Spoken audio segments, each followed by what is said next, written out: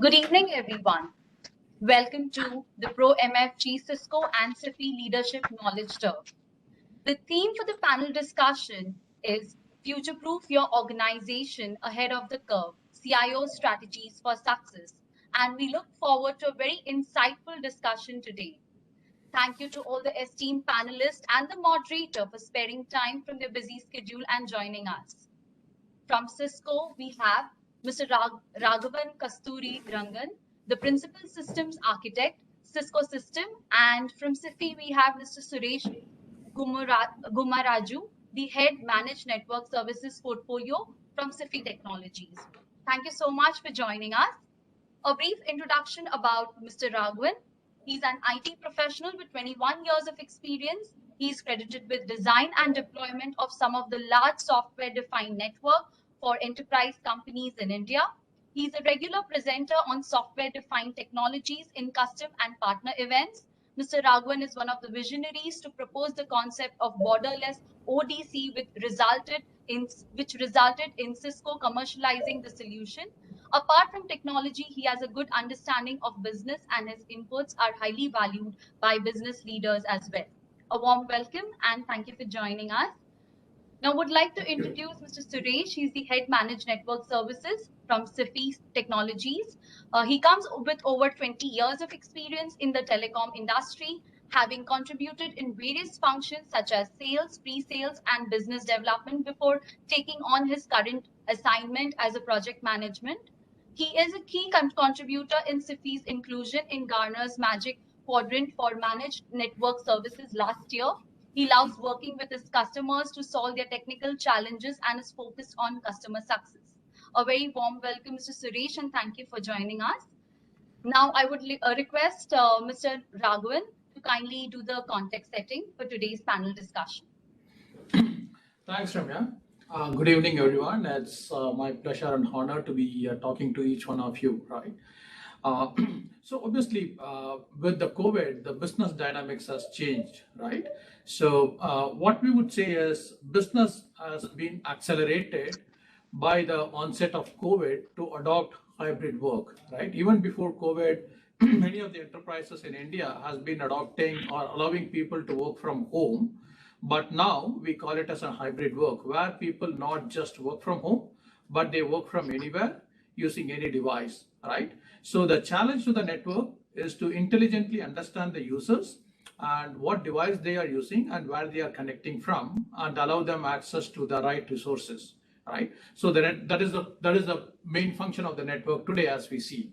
Obviously, the security is an integrated part of the offering, so we don't see security as a deliverable outside of the network. So the network has to have that security intelligence built into it to basically protect the enterprise and its asset from all the malicious content, but at the same time allow access to the right resources for the people at the right time.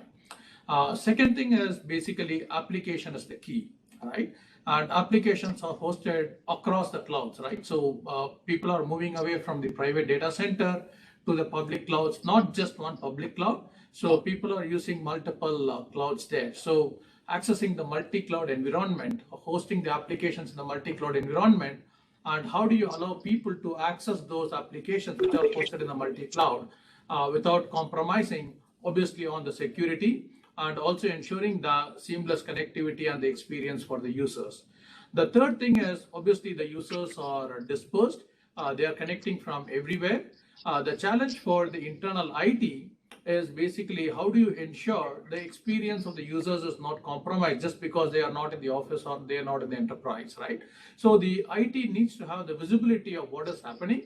If at all the user complains that there is an application issue or a performance issue, the IT should be able to understand where exactly it is. Is it with respect to the network? If it is with the network, they should be able to narrow it down, whether it's a service provider network or is it on the cloud side, or is it the infrastructure which is hosting those applications is having some performance degradation. Basically, the time to identify where exactly is the issue has to be minimized. That would help IT in solving these problems and provide a seamless experience for the users irrespective of where they are connecting to the organization, which is going to basically catapult the adoption of hybrid work going forward, right? So these are some of the trends what Cisco is seeing in the industry with respect to the enterprise architecture.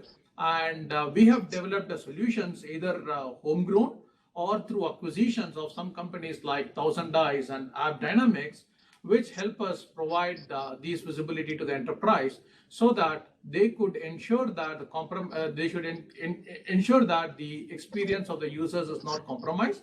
At the same time, help IT to troubleshoot those issues quickly, right? So I think this would set the context for today's discussion, where we would discuss how the organizations are adopting it and how we could help them further.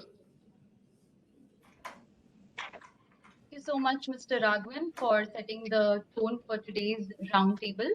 And the topic is to prove your organization ahead of the curve CIO strategies for success. And now I would like to introduce our wonderful panel speakers who have gathered here today.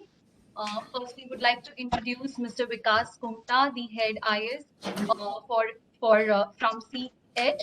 He is a seasoned IT professional with about 25 years of experience across industry verticals in information security and risk management, in information security services, IT compliance management, IT enabled business transformation, and IT infrastructure management. His specialities include information security management, risk management, information security services, security audits and operations, IT compliance management, and PCI DSS. A very warm welcome to you, sir, and thank you so much for joining. Now I would like to introduce Mr. Rohit Rane. He is a cybersecurity leader and a strategist. At present, Mr. Rane is in the transition mode, with his previous assignment being with Naira Energy Limited as head information security. He has over 16 plus years of experience as an information technology professional with strong expertise in information security management, cybersecurity, third-party information security, risk management, disaster recovery, and business continuity and privacy.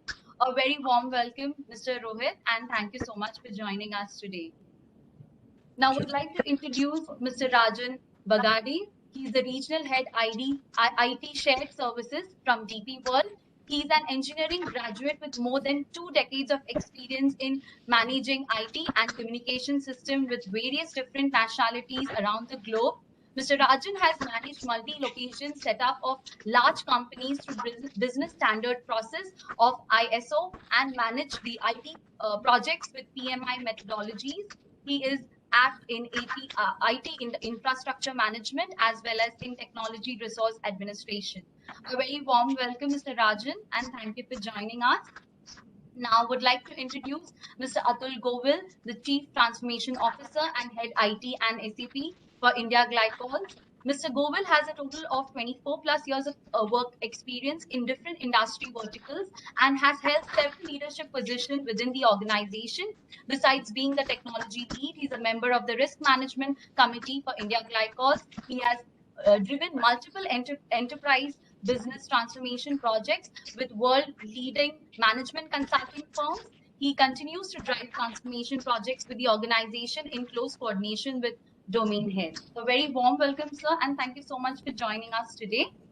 Now, I would like to introduce Mr. Priyanshu Khandwala. He's the lead information and cybersecurity from UPL Limited, a visionary security leader with experience of building security practices from grounds up and maturing the same over a period of time. Mr. Khandwala strongly supports the business drivers and enables the organization for the go-to-market strategy. He's focused on providing solutions that align with and enable the business while constraining or mitigating risk. Currently working in security management with progressive contribution to the skills. He is a veterinarian security expert with executive and leadership experience. A very warm welcome, Mr. Priyanshu, and thank you for joining. And we don't need an introduction for our moderator, Mr. Burgess Cooper, the Deputy Cybersecurity Leader and Partner with EY India. And Mr. Burgess has over 23 years of experience in securing some of the biggest brands in the world from potential cyber attacks. Prior to EY, he was a CISO at Vodafone and HSBC and was responsible for information security, privacy, and compliance across telecom and BFSI sector.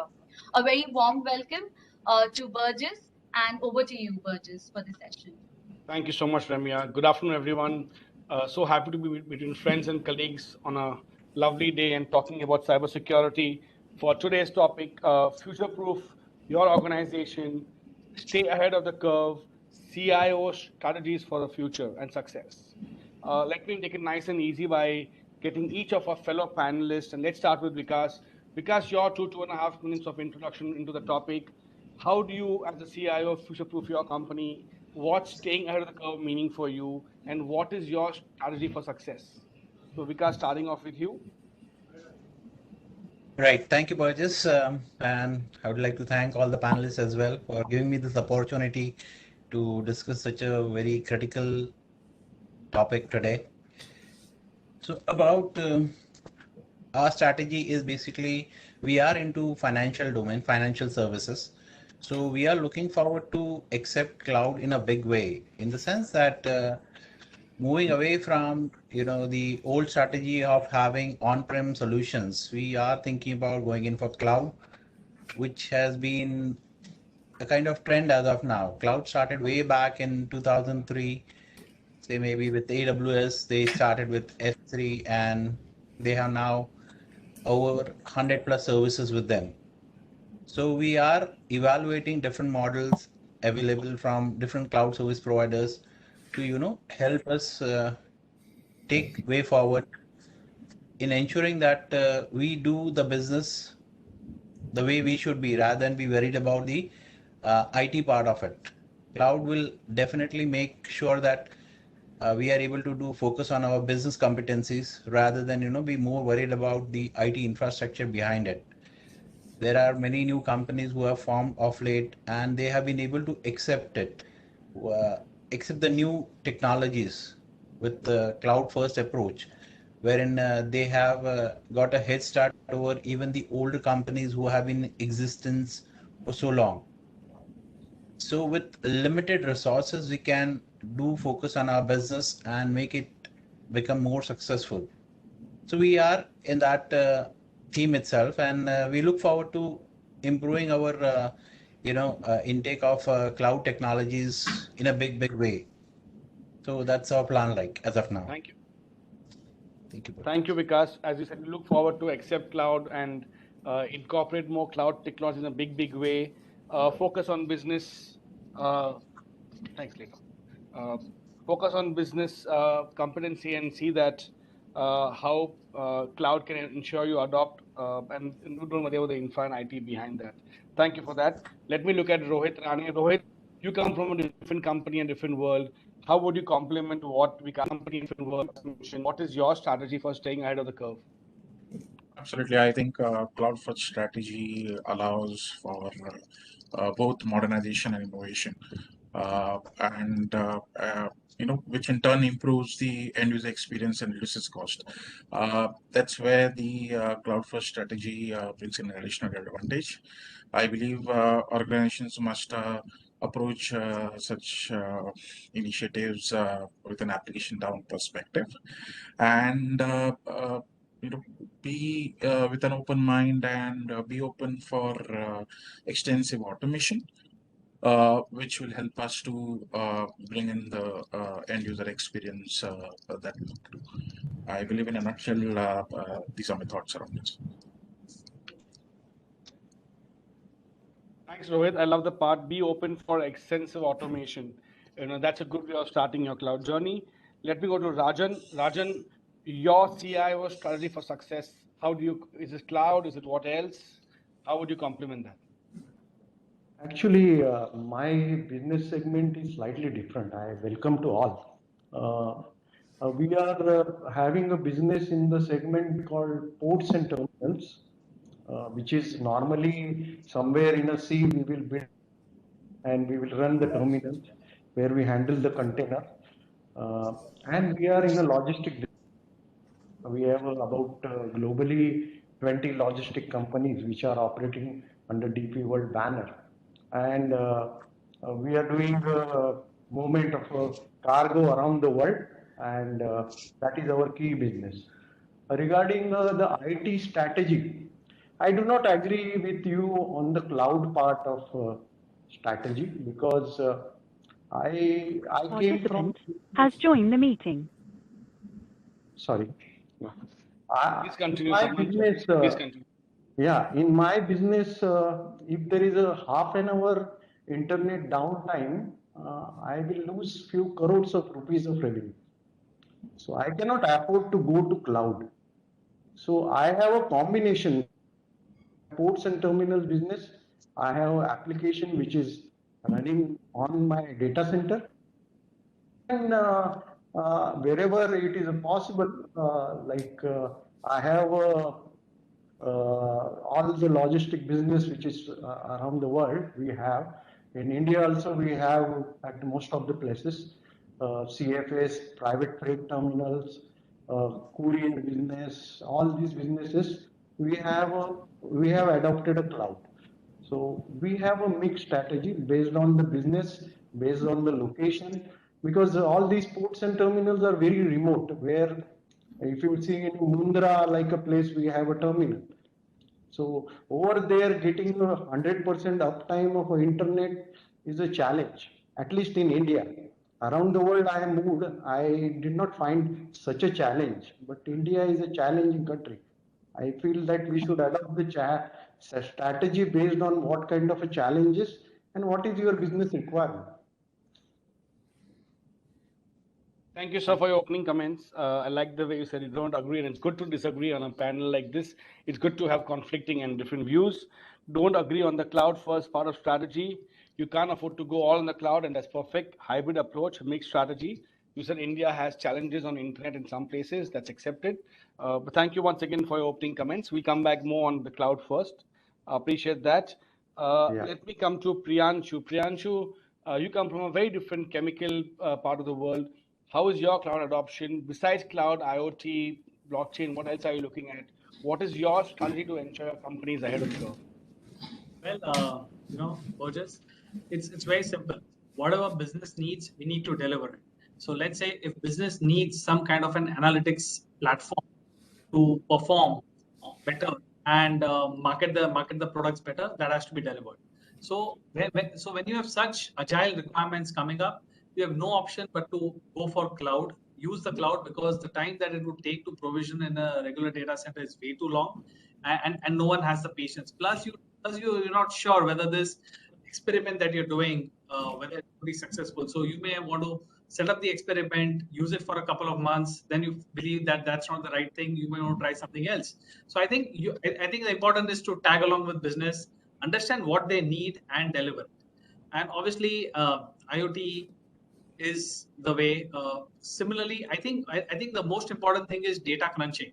In today's day and world, specifically in any kind of food sustenance industry, data is very key because you have GIS data, you have data coming from the soil, you have data coming from your manufacturing plants and all of it, and all of them needs to be crunched and give a meaningful input to the business. So cloud is a must, and it has to be leveraged in the right manner. So yeah, no second thought about it. Thank you, Priyanshu. No second thoughts indeed from your perspective. Cloud is a must. Whatever business needs, business we need to deliver. Time to provision is long and no one has the patience, and tag along with business. Let me move on to now Atul. Atul, your perspective, you had different stories. You got someone saying, I don't think cloud first is good, to you have Priyanshu saying there's no second thoughts. Where do you find yourself in this spectrum? I think, coming from a chemical kind of an industry, though we have diversified beyond chemicals in the last several years. So I represent India Glycols, and we have products around chemicals, specialty chemicals. We also are into liquor segment, and we make industrial gases, medical oxygen, hand sanitizers, and more. Okay. So it's a diverse portfolio we carry, but what we see clearly is that if there is one boss within the company, it's the customer, and ultimately whatever we do, it has to sync up to the customer's demand, and these could be our internal customers or the external ones. Having said that, I think cloud is an option. I would say it's a necessity, or it can, that option should well be exercised while maybe expanding or adding applications. But I don't still see it as a default choice, because there are certain applications, especially for manufacturing enterprises like ours, wherein there is that elasticity of demand, not a prerequisite. Because for a B2B business, there is hardly elasticity. You would need that no month-end peaks and all that is generally not there. You don't have sales that no, you have Deepavali sales or these New Year sales. So considering that, I think from that standpoint, of course, then from once you don't have the elasticity of demand, the cost equations also have to be clearly evaluated, because if you have a stable workload, okay, then you can well provision and you can anticipate and size your infra accordingly. However, I also want to highlight there are certain applications which I find are cloud native and they best be consumed through the cloud, like the CRMs of the world.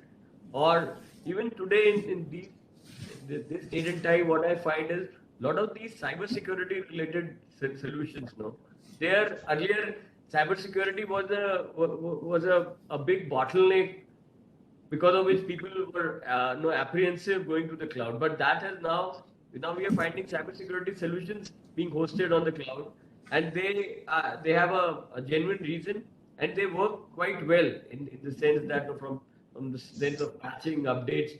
So all that is happening. So we are in a very different world, and I would say in the last 2 years, ever since COVID started, the whole paradigm or the view of a CIO, the whole thing has changed, and we of course now look at cloud as a definite option for any new applications which we seek to host. Yeah.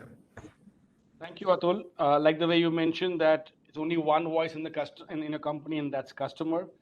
Cloud for you is an option. It's not a necessity, not a default choice. And cyber, which was considered to be a bottleneck, is now also on the cloud. So we've had a good spectrum. Now let me take it to Suresh. Suresh, you had people talking about different delegates talking about it being an option, it being a first choice. There's no second thoughts.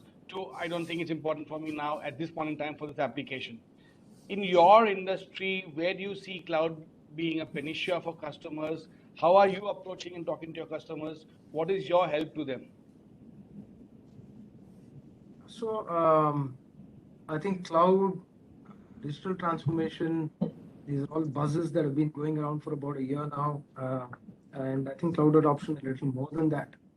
I think a lot of our strategies, both around the data center and the network, when I say network, it also includes network security, was centered around a cloud-first strategy. So a lot of our customers started many of the applications to cloud a few years back, and we have been instrumental in helping a lot of them migrate to cloud, be it on the connectivity side, be it securing it, or even helping them, adopt public cloud platforms. Having said that, I think it's a mixed bag. I would think customers basically are a little cautious. The entire workload is not moving over the cloud. There are some critical workloads which are still in-house. I think it was Mr. Bagade was mentioning that some of the apps have to be local in order to maintain that kind of an uptime that they want for their operations to stay afloat. So I had a few questions for the panelists as well as for Mr. Bagade in terms of, how do you then handle such a thing? So do you localize those apps? How do you ensure that these applications are available to such remote places like ports, etc.? And what do you see is the roadmap moving from that? Is there a roadmap at all to adopt centralized applications on cloud? Also, I wanted to understand from the panelists in terms of what are your concerns in terms of adopting cloud and also cloud-based security. That's one of the things that we wanted to speak about today in terms of SASE, which is security as a service. So wanted to hear from the panelists as well in terms of what are your concerns, what stops you, or what drives you in the direction of adopting security on the cloud as well.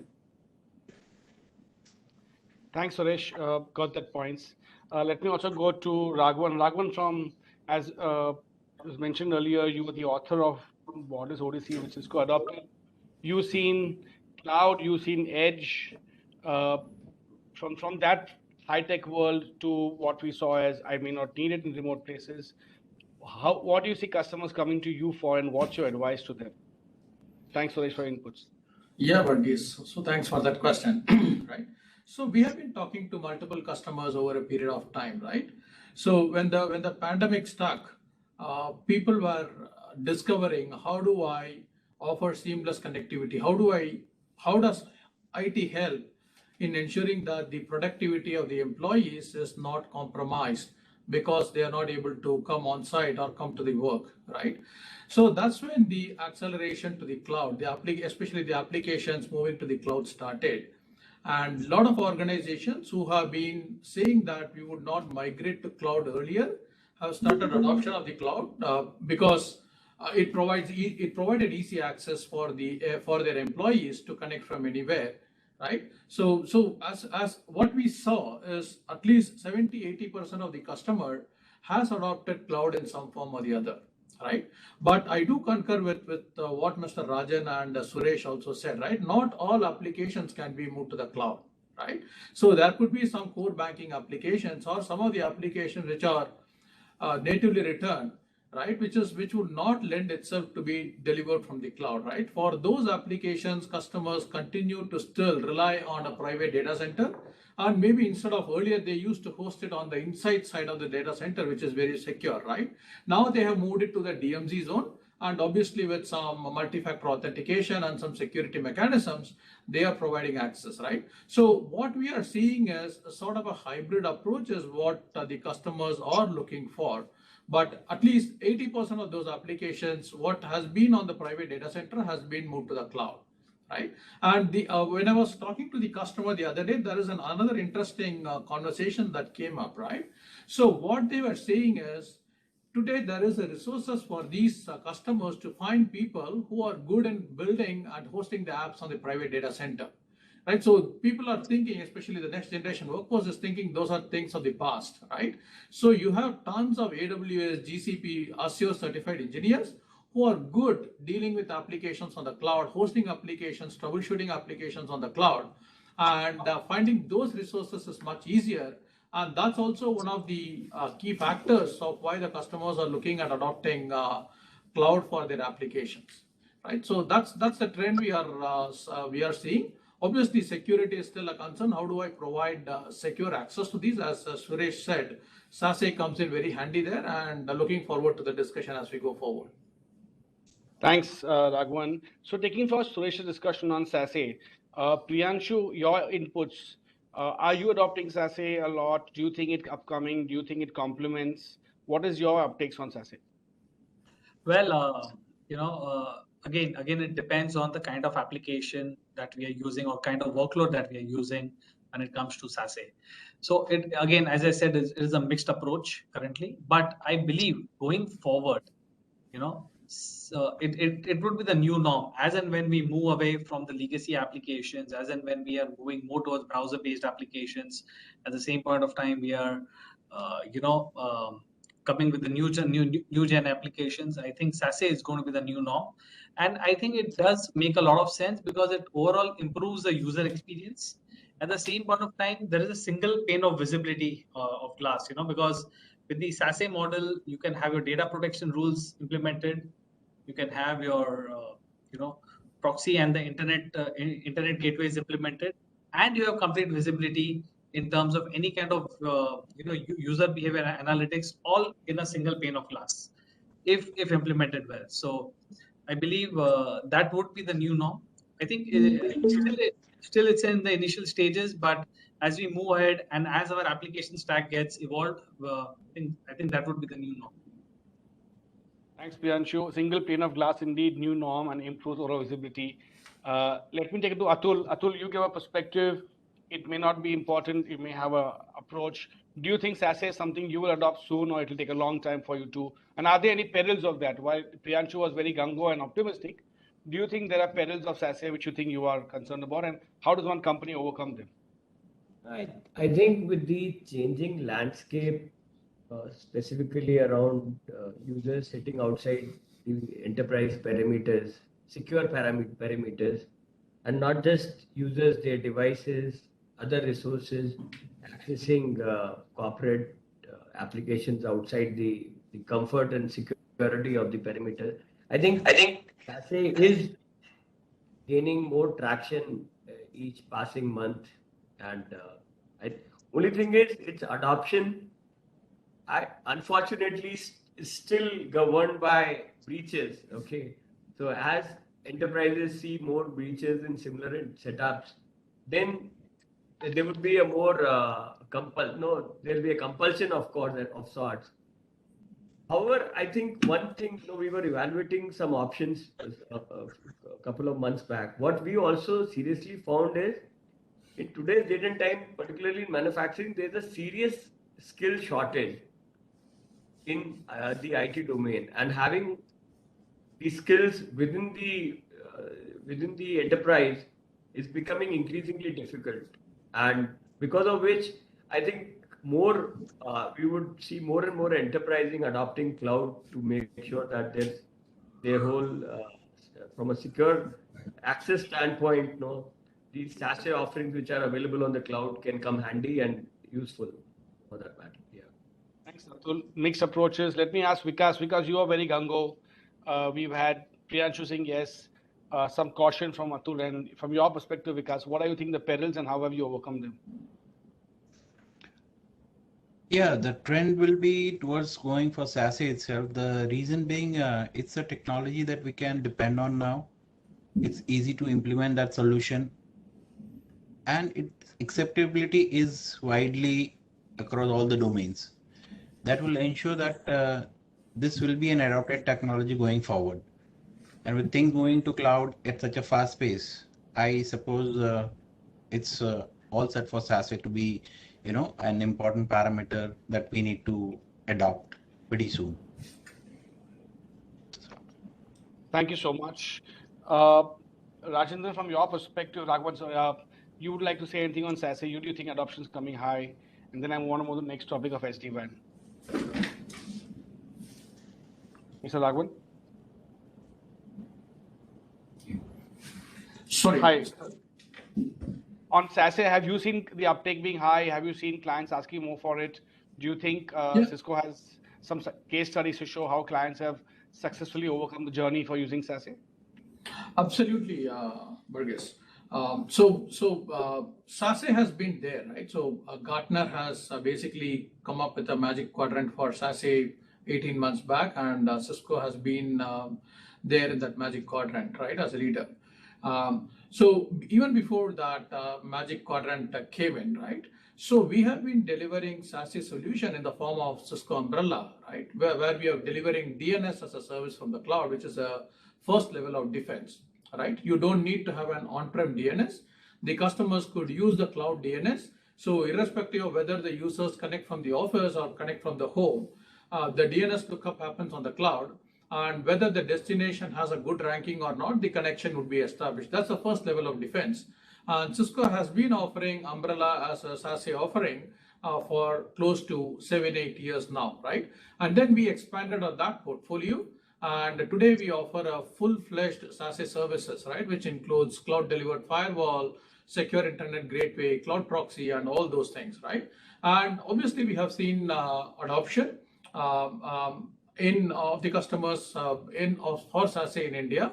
And in fact, Cisco has also built a SASE cloud in India, right? Earlier, we used to deliver these services from Singapore, but in the last 7 to 8 months, because of the uptake in SASE and to basically comply with the regulations, right, within India, Cisco has developed the SASE cloud, and we do have a cloud SASE offering SASE services delivered out of India, right? And just to add to that, obviously we all know that Cisco also offers multi-factor authentication in the form of Duo. So we do have commenced the Duo Operation Cloud in India as well for the last 2 to 3 weeks. So because we see an uptake in the customer adoption, Cisco has made these investments, and there is a huge pipeline for customers looking to adopt these solutions in the near future. Thank you so much. Let me move on to the next technology we discussed, will be SD-WAN. Rohit, your thoughts on SD-WAN? Do you think it's a future? Do you think it will help with the next technologies basis? Do you think it will enable business more?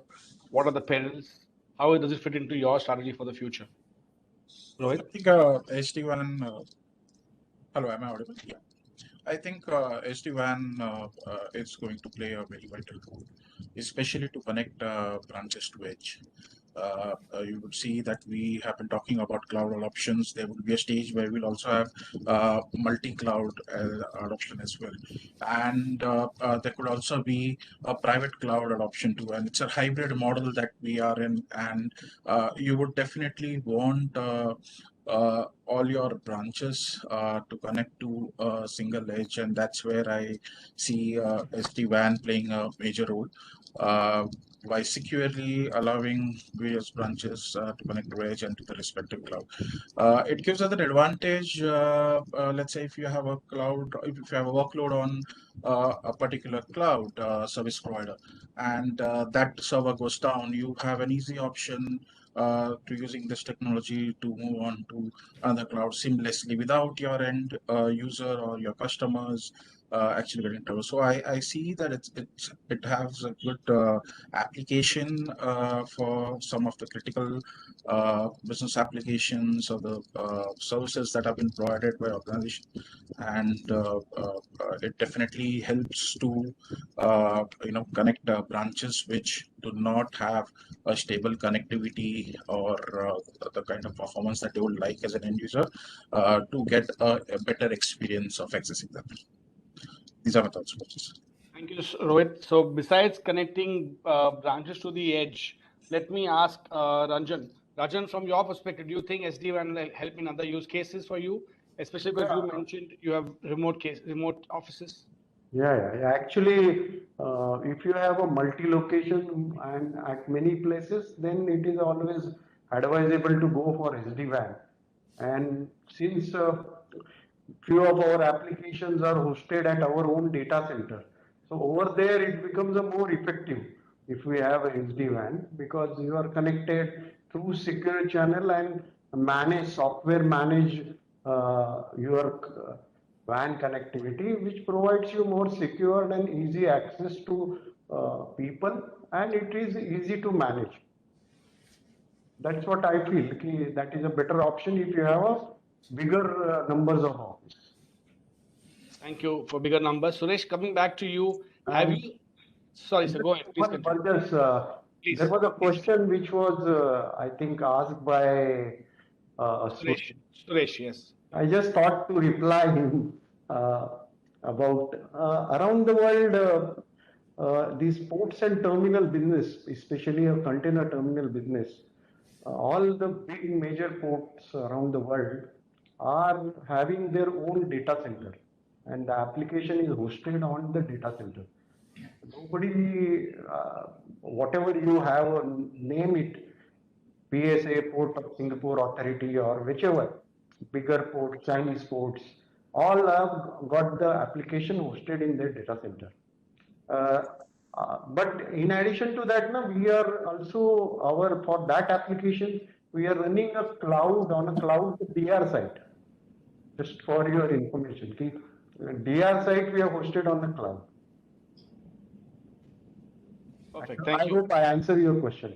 Yes, you did. Suresh, your perspective, have you seen any case studies where you've actually seen SD-WANs transform the business for a client? You want to share one, two case studies?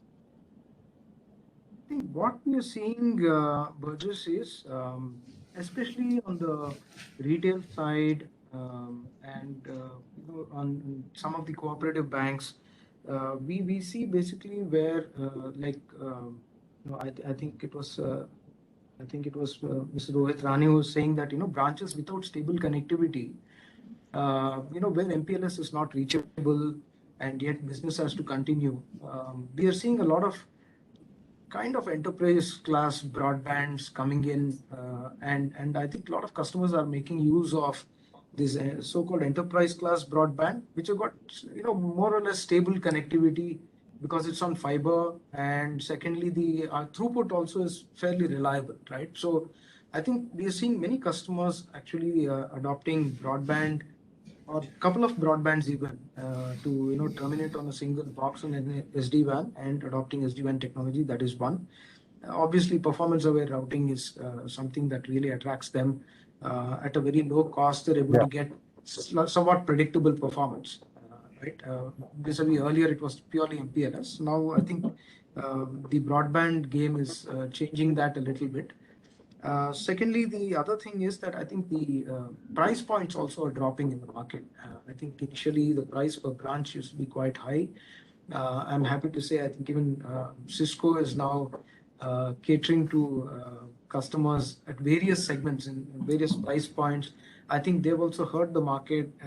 We have certain interesting feature sets coming into even the entry level licensing and things like that. So we are seeing that customers are beginning to be very comfortable with SD-WAN. Coming to SASE, just a small point on SASE.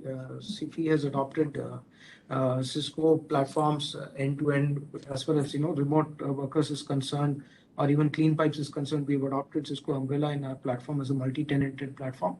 So customers can actually have one integrated piece of SD-WAN and security end-to-end built in, and then go for a single platform, which gives them a complete control of their access and security as well. Other use cases would be, I think some of the media houses we see are beginning to adopt SD-WAN. They're looking at ways and means to have stable connectivity, some amount of acceleration, etc. But distributed networks is the way to go for SD-WAN and for SASE. Thanks, Suresh. Indeed. So in line with today's discussion, future-proofing our organizations, we discussed cloud, cloud first, hybrid cloud. We discussed SASE, SD-WAN. Atul, let me ask you, as a person who has a CIO strategy for the future, what other challenges you see in a post-COVID scenario, hybrid workplace? Some companies are saying work from home, some saying come to office, some saying work from anywhere. As a CIO, what do you think is the next challenge? And hence the message to Suresh and Raghavan, what should they be looking at to ensure CIOs like you ask the right questions and get the right solutions proactively, much more in a futuristic approach? I think one thing which I just want to also highlight is on the SD-WAN. I'll take 30 seconds. I think SD-WAN usage, we've been using SD-WAN for the last couple of years. And now managing WAN and managing WAN link performances or expectations from the users is a cakewalk. And earlier, it was like a nightmare, I would say. And in fact, during and post-COVID, I would not say post-COVID, God knows when the next wave may or may not come. But during this period also, we have seen significantly higher video and audio traffic, which has actually led to basically collapse of the whole best of the best breed WAN implementations I've seen across enterprises, including in our setups also. And I found that this SD-WAN implementation actually helped us leverage these multiple WAN connectivities, including in MPLS, ILLs, broadbands, all of them put together, and without one being backing up other, it's all available, and it's just the SD-WAN which steers the traffic through the best available link. So that's quite handy, and I see it becoming an important tool for organizations to adopt. Now, talking about today's context on what really is of consequence, I find that more and more it's more important nowadays to have tools and solutions which drives employees' productivity. I think that's something which is a big issue. Collaboration tools are fine. You can have meetings like the one which we are having right now. But I think beyond that, how making sure that even if you are not there at the shop floor, you're not in the control room, how do you have the visibility across your enterprise, making sure that the connected factory initiative just doesn't remain on paper? I think one of my dear friends from DP World, Rajan, spoke about the whole port, smart port setup. Incidentally, we also are into a joint venture wherein we have an ICD PFT setup in near one of our plants. I think it's more around creating higher visibility about your value stream so that decision support becomes far more agile and backed up with due data. Otherwise, just having these calls or video audio calls would not suffice. So we have launched an IoT initiative in the last 2-3 years, and that came quite handy during these COVID lockdown periods. And we need to now scale it up. That it just doesn't talk. It's not just about setting up a connected factory, but creating that those right insights for the business domain heads to take timely decisions to create value for the enterprise. I think that's the nuance here. Thanks, Atul. Priyanshu, your views. Most challenges have been sort of started by companies. You are leading in the edge. You are sort of staying ahead of the curve. But what do you forecast as the next challenge and hence the next solution? Well, so couple of things. Work from home is going to be the new normal, I believe, and it's always going to be a hybrid workforce. That is something that we need to be prepared for. Now, looking at that scenario, how do I ensure? So I think what's going to remain with the cloud adoption is the identity and the data. If both these things can be linked well and protected well, is what is going to be the important criteria. With adoption of SaaS applications, adoption of on-premise versus on-cloud. I mean, today we believe that a lot of our applications on-premise are trusted applications, and we don't believe in applying any kind of data protection rules. But how do you ensure that data is not going out from the servers directly, right? So, as I said, having a single pane of glass of visibility, and which is very critical in a hybrid scenario, is something that's going to be very challenging. Also, as we move, a lot of microservices and a lot of mobile apps are going to be on the cloud, which means data is available on the mobile, data is available on the laptop, and what remains is, as I said, identity and data. How do you manage it wherever you go? So that is going to be a real challenge going forward. So yeah, I mean, as and when we come across newer scenarios, APIs, advanced analytics, which could be hosted which could be a hybrid model hosted on cloud, on-prem, having ERP systems on-premise, most of it, but data being transported to the cloud. How do you ensure that you protect the overall infrastructure? At the same point of time, give a fantastic user experience. So I think that, in my opinion, is a real challenge, and we all should strive to work towards it. Thank you. Thanks, Priyanshu. Let me ask Rohit. Rohit, your perspective. We've seen challenges. You've seen multiple industries. What do you think is the next challenge for you, and how would you overcome that? What's your advice and request to Suresh and Raghavan? I think one very important point here is we have seen pre-COVID, people were all working from office. During COVID, everybody became remote. Now, post-COVID, it's the hybrid way of working which is coming in. What we really need to look at is building our processes and technologies in a way that it's unbiased. It's not differentiating a remote user from a user in office or a completely hybrid user. We need to have a common policy across all these things. I think this is where we need to focus more. If I'm a hybrid user, I'm working a month from home, and then I need to come to office. I should not be struggling with my connectivity or carry out my business as usual activities. I think the next step over here is doing this seamlessly.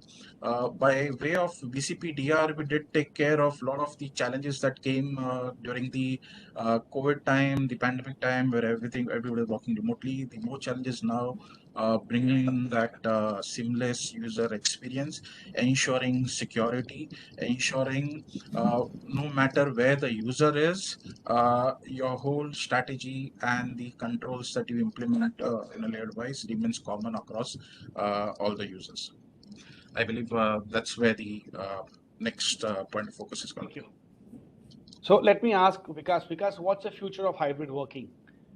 We discussed home work from anywhere will be there, but where do you see and how do you see as a CIO helping companies? We put the VPNs, we put the remote accesses, we put the SaaS solutions.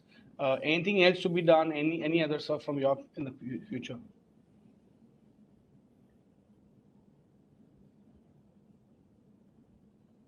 Yes. Burgess, I have to sign off. I have a call actually. Yeah, thanks. Atul, pleasure meeting you, and thanks for your lovely comments. Great, appreciate that. Thanks everybody. Thank you Thanks. so much. Thank you. Thanks. No. Thank you. So I think Vikas, you're there, or let's ask Rajan. Rajan, the future of work, hybrid security, IT, what's the collage? Where does it intersect? I think basically now it has become a norms that there will be a hybrid working culture which will adopt in India as well as around the world. Because what is happening, most of the back functions are people feel that should be always in a model where people half a day can come, few days can come to office, and few days they can work from home. So we have finance and other back office functions where we handle globally all back office of all our businesses in India. So over there, normally now we have built the office for only 50% employee strength. So that we don't have to expect that all the people will come to the office. We will have people which is required to be in the office. So that's definitely a growing culture. But a business like where we have in some of the business what we have as a logistic, where the operations and port operations or terminal operations, where we need a people to be there. So this kind of depends upon a type of business, type of kind of work in that business. People have started adopting a strategy to work from home as well as to work from office wherever it's required. That is my perspective. But definitely working from home has got a bigger challenges for many people. We have got some interesting complaint that there is an issue of power. My battery works only for 1 hour. After that, there is no power. So that is also kind of a complaint we are getting from the people. Power arrangement or inverter or UPS should be provided by the company. So these kind of things are also happening. So it is a interesting thing, and our country is interesting. So people are coming with lot of ideas and thoughts, and definitely these are some of the problems which are there, which is for remote working people are highlighting. Thanks for that, Rajan. Suresh, I see you laughing. You'd like to comment something? I think these challenges are manifold.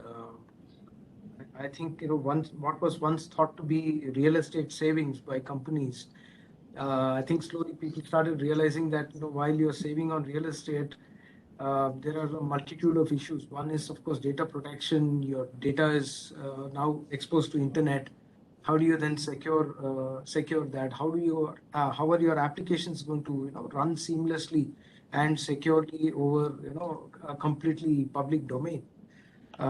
Infra, like sir was mentioning, infra is very fickle. I think power issues, internet going down. I think many people have faced that. The voice and video quality suffers with broadband, and I think culturally speaking, I think even isolating yourself from your office environment has affected a lot of people. They want to be back in touch with the teams that they're working with. It's very important to have that one-on-one interactions in the office. So I think we are seeing a huge influx of our customers, coming back to office. Having said that, I think, like Boris has said, I think it is definitely here to stay. I think there have been some premises which have been given up for good. I think that real estate is now free, and that's not coming back. So hybrid is here to stay. And having said that, I think the SASE technologies that we are now providing to customers is very, very relevant. You will have, secure internet gateways. You will have zero-touch network access. All these playing a very important role in, protecting the data and protecting the identity, like it was being mentioned by Priyanshu a while ago. So I think it's quite mixed, but interesting times ahead. Thanks, Suresh. Interesting time indeed. Raghavan, your perspective, you had all the CIOs and Suresh mentioned it's here to stay. You said you got SASE 8 years back and now you're in the Gartner's quadrant. What is next for Cisco and how would you be leading it in the future? What's your anticipation on the next challenge? Sure, Burgess. So I have been listening to the earlier speakers, right? So Rohit was talking about irrespective of where the users are connecting to the network, they should be given the same policy, which is like network policy following, right? So we have been delivering that for quite some time, to be precise, for the last 4 years now, right? So irrespective of the users connecting in their office on the wired network, wireless network, or people connecting from remote, we would be able to identify, the Cisco network would be able to identify the user, the kind of device they are using to log in, and ensure the seamless policy is pushed and the user gets the same consistent experience, right? So obviously that's one of the care abouts for many of the CIOs, right? So how do the user should not feel any difference that I'm connecting from home, my access policy is going to be different, and tomorrow when I go to office, I have a completely different policy. Right? So that's going to impact the productivity of the user. That's going to be a mental stress on the user. So they should have a seamless experience irrespective of where they are connecting from. And the network should ensure that it is delivered, right? So that's one thing, the seamless connectivity. The second thing is basically self-healing networks, right? Obviously, we are not going to live in an era where the network uptimes is always guaranteed and where the applications are performing the way it is supposed to perform, right? So obviously there will be glitches on the network. There will be times when the applications are not given the bandwidth they are wanting or they are needing it, right? So the key here is how quickly can the network identify that there is some issue, right? So the network should create a baseline, the normal operating or the optimized baseline. And if there is a deviation from the baseline, the network should be able to identify or realize that, go back and reconfigure itself, right? So that's the self-healing network to ensure that there is no admin involvement that is needed. The issue could happen at midnight or could be early in the morning when there are no admins looking at what is happening on the network or looking at the LEDs, right? So if things happen at odd times, the network should be able to correct itself and render the performance for the users and the applications riding on it. And the third thing that is happening a lot today, even if you have seen the news a couple of days back, Cisco launched something called as a predictive internet analytics, right? So using some technologies, we are able to gather data from the service providers, from the knowledge base across the globe, and also from our vAnalytics engine, which is basically the analytics engine for the SD-WAN. We are able to predict the behavior of the network, and we could predict well ahead of time, which is like upwards of 95%. We could predict well ahead of time that this network might have some issues in the near future. I mean, when we say in the near future, in the next 2 to 3 hours, and we could basically go and tell the service providers to reroute the traffic, right? So this is the predictive internet analytics, what we have launched last week, and this will go public in the next few weeks from now, and there is a lot of interest around that, right? So these are some of the things what Cisco is investing on in the future, and you will see a lot of tractions and announcement in the next few weeks from Cisco on this. Thank you, Raghavan, and look forward to that. Last questions. As the onward of new technologies, disruptive like blockchain, metaverse, crypto, how do CIOs like you get updated them yourselves and then update your business to leverage that? Priyanshu, starting with you, what's your source for getting updated besides conferences like these? I do moderation, and that's one way of keeping me updated on a lighter note. And I can see my friend Rohit laughing. But Priyanshu, on a serious, how do you keep yourself updated? How do you leverage new age stuff like blockchain, metaverse to be aware, get your teams updated, and then get your business onto it? I think Priyanshu may have stepped out of the call. I saw a message from him. Okay, let me ask Rajan. Sorry, Rajan, how do you ensure you are ahead of the curve, you and teams, on new technologies like blockchain, crypto, metaverse? You could say you look at Raghavan and Suresh to keep us informed. That's good. But on a personal note, how do you as CIO keep informed of these things? Talent is king in this world, right? Rajan sir, you're on mute. Sorry. Basically, blockchain technology is a very effective and useful for a sector like ports, terminals, and logistics, because there are many stakeholders. They are sharing a data with each other, and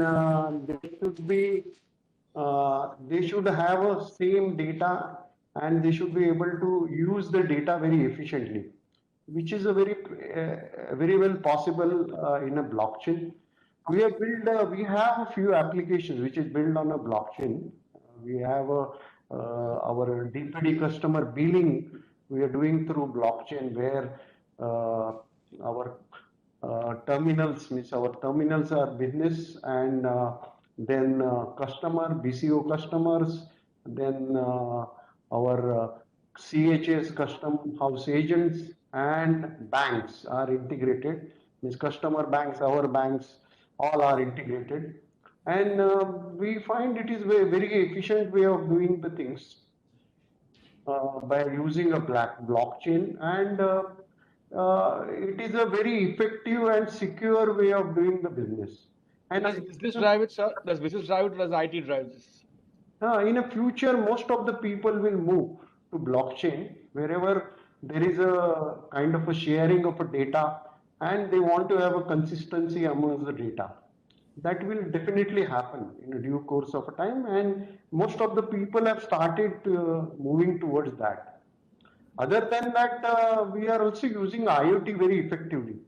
So now we have applications called as a video analytics, through which we are identifying each truck which is coming in the terminal, or each truck which is entering our premises. We have an auto gate where all the data of container and trucks have been captured, and trucks come inside. If we travel with a certain speed limit defined, or if there is any other any safety norms have been not followed by either by vehicle or by employee or by contractor, so we have a system which will analyze, and now we have enhanced with IoT, so we can able to track at a time how many people are there, how many are making mistake, who has made the mistake, and where it is now. So the technology has changed the way we do the business, and definitely there will be a lot of value add in coming days by people will use, and there will be a lot of use cases will be there, and people will use efficiently based on their requirement. The technology is there. How to use it, it is up to you. Thanks, Rajan. I appreciate the part that you are leveraging blockchain in your companies with IoT to get new businesses. Let me ask Rohit. Rohit, how do you leverage new age tech for securing your businesses and leveraging it? Absolutely. So I think the first is to be aware about this upcoming technologies. You mentioned about what are ways, how do you keep yourself updated. I think roundtables like this with the help of Suresh and Raghavan, who bring this insight, are also various CISO networking platforms where again SMEs like this from the OEMs, they come, they share, and that's where we gain this knowledge. And in addition to that, it's very critical that in a lot of organizations now, security function has been looked at a strategic function. It's no more only talking about devising networks and safeguarding your assets. It's more of a risk management within the organization. So the role has changed. We have seen CIOs have now moved out of a lot of operations. They have automated it, and now they are purely working on the transformation. And this is where the partnership between IT and security team comes in, where together using such technologies. Looking at the use cases from the business objectives and leveraging these technologies to fulfill them. I think this is a very simple approach in terms of understanding and leveraging upcoming technologies and innovations in the business. Thanks, Rohit. Good answer. Vikas, are you there? Not sure if Vikas is still there. Yeah. Okay. Yeah, I'm there. Vikas? Yeah, Vikas. New technologies, how are you leveraging them? How are you getting yourself updated? Yes. So before I start that, I would like to mention something about the hybrid work environment. The facility that has been given, it is here to stay, and I personally believe, like many of my colleagues said, that it is the connect with the people when they work in the office gives more productivity. I totally agree with that. But with the availability of this facility of work from home culture, with a seamless environment where networks are getting detected to ensure that the policies are applied uh, in a very, very proper manner, whether you're working from home or other places. This makes this hybrid environment very interesting. But though personally I prefer working from office itself, in spite of this COVID times, we have successfully rather met the challenge of working from home. Most of the companies have adapted to this technology. Like one of my colleague also said that they have reduced their space to 50%, and we too have taken such steps, like availability of workspace. We have limited it. We have moved on to a new environment where limited sitting capacity is provided. This all has been possible, and we have successfully tackled this rather converted this issue of corona or COVID-19 into opportunity for building resiliencies, basically. So this is very, very critical for work from home, hybrid culture, hybrid work environment is here to stay. This also gives advantage to much of the people who have to work from home, like like say females, especially and so they get an opportunity to be a part of the productivity in the technology sector and everything, where they have to quit jobs because they have to don't have to be consistently available in the office for giving work, doing work related activities. So this is first. And yeah. Secondly, like you said, technology. Well, a lot of new technologies, like Cisco has come up with so many new technologies, which ensures that the person is recognized, AI is there, blockchain technologies are there. They all help us to build a proper work environment and work in a very seamless manner with all the security concerns being taken care of. Most important thing is productivity. People are focusing what is more important for them. And as one of my colleagues also mentioned that CIOs have now moved on to a different role altogether. The differences between IT and like information security has reduced to uh, there is hardly a line differentiating them now, since the advent of cloud and the security that are being provided. It's a much, human errors are totally avoided by the use of these technologies, which is very, very critical. Nowadays, we are dependent so much on these new technologies, and we are getting, hardly any errors. Human errors don't form a part of our incidents, except, the downtime, like the networks, unstable network, and all those things, and the power issues. Otherwise, new technologies just too good for us. We should go on the way it needs to be now. Just too good for you. Thank you. Suresh, your closing comments on new tech and how you are helping clients and leveraging for yourself. So, see, my focus personally has always been, since I had the managed services function, it's always been to build services to customers on top of available. And we constantly evaluate new technologies as they come in from the OEMs and build a roadmap for how it can help our customers. That's part of the job that I do. Now, we've spoken a lot about the technology part of it. I think I just want to touch upon the human element as well. The technology is only as good as the way it is implemented, right? So, especially SD-WAN, when you look at it, MPLS was the big wave, when it came in, and it was just like you give an MPLS service provider a contract, and that person goes and implements. SD-WAN is an overlay technology, and then it's not as simple as an MPLS network. I think it requires a lot of skill sets. The foremost thing is the transition between the existing network to an SD-WAN network requires a very in-depth understanding of what kind of security policies the companies have deployed, who requires access to what is the kind of performance levels that you want to drive. So understanding the existing ecosystem and then transitioning that into SD-WAN is very, very critical. And I think that's where a managed services partner like Sify comes in. We have very deep engagements with the OEMs for several years now. We manage very mission critical networks in the country, be it National Stock Exchange, be it SBI's network, be it Punjab and Sindh Bank. There are so many examples that I can give you where we manage critical networks today, and each one has been successful because of the transition that we actually go and work with the customer. So I think our enterprise customers have got equal say, and it requires equal participation from their side to have SD-WAN be successful, because the transition is such a very critical piece, right? And I think it also requires companies to be very agile, very flexible, provide customers with different engagement models, be it commercial modeling or even being re-architecting networks along with customers. So all these play a very important role in how effectively SD-WAN and new technologies are getting adopted by customers. And I think that's where Sify comes in, and we have a great partnership with Cisco. We have very successful.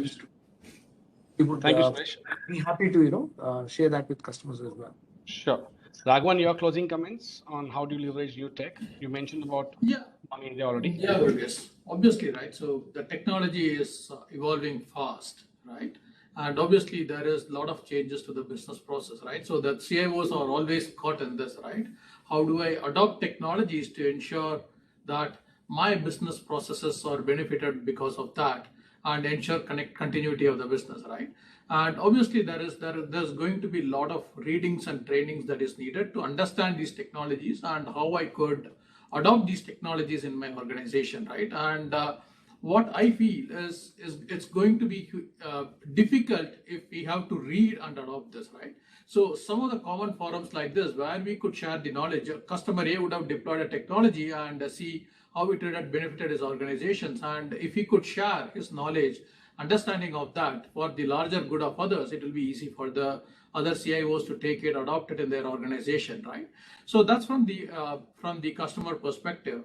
But for Cisco, right, obviously the customers are the ones who are consuming our technologies, and we are constantly wanting their feedback on what could be better to improve the product, to improve the features, right? So as long as that feedback would keep coming from the customer as they consume our technologies, that would definitely help us deliver and develop better products for the customers, which would help them improve their business, right? So my key ask is basically keep those feedbacks coming to us, right? So Cisco is more than willing to listen to the customers through any forum, email, phone calls, whatever it is. And also sessions like these, right, Raghavan, would give you much more feedback.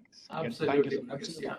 Yeah. So I'll let Suresh now do the vote of thanks and summarize our discussion. Thank you so much, panelists. Thanks so much, Raghavan. Thanks, Suresh. Thanks, Vikas, Rohit, Rajan, Atul, and Priyanshu. And Suresh, over to you to summarize and sort of vote of thanks. Yeah. Thank you so much. Thank you all on the panel for an extraordinary discussion and your valuable views on how the industry is shaping up. There's so much of passion.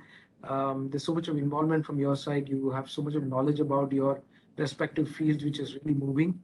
I think we've noted down many points, many nuggets, and many insights, which I'm sure other CIOs and IT leaders can benefit from. We would like to definitely have some follow-on conversations with some of you based on the points you've discussed today, to know more about your expectations and opinions on the kind of products and services that we offer to the market. And needless to say, Cisco and Sify teams are at your service in case you need any information or consulting. Thank you all once again. We really appreciate your time and look forward to seeing you.